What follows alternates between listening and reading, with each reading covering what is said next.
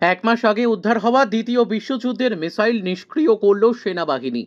দ্বিতীয় বিশ্বযুদ্ধের সময়ের উদ্ধার হওয়া বিশালাকার বোমা নিষ্ক্রিয় করল পুলিশ ও সেনাবাহিনী।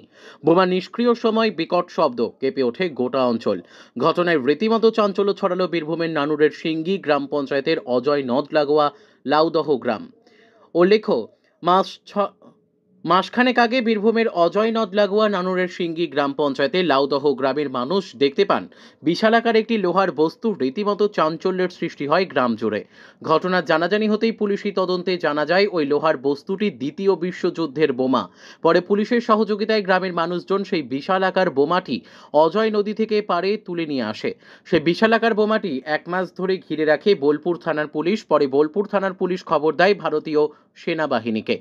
অবশেষে এক মাস পর বুধবার ভারতীয় সেনাবাহিনীর পক্ষ থেকে একটি সেনাবাহিনীর দল ঘটনাস্থলে পৌঁছায়। আর তারপরে ওই বিশালাকার বোমাটি বিস্ফোরণের মধ্য দিয়ে নিষ্ক্রিয় করা হয়। নিষ্ক্রিয় করার সময় বিকট শব্দে গোটা গ্রাম কার্যত কেঁপে ওঠে। মুহূর্তের মধ্যেই চাঞ্চল্যের সৃষ্টি হয় এলাকায়। স্থানীয় ও পুলিশ প্রশাসনের সহযোগিতায় রিটেক স্থানীয় ও প্রশাসন সূত্রে জানা গেছে যে বিশালাকার বোমাটি উদ্ধার হয়েছিল সেটা দ্বিতীয় বিশ্বযুদ্ধের সময়ের। সেনাবাহিনী ও পুলিশ আধিকারিকরা প্রাথমিকভাবে সেটাই মনে করছেন।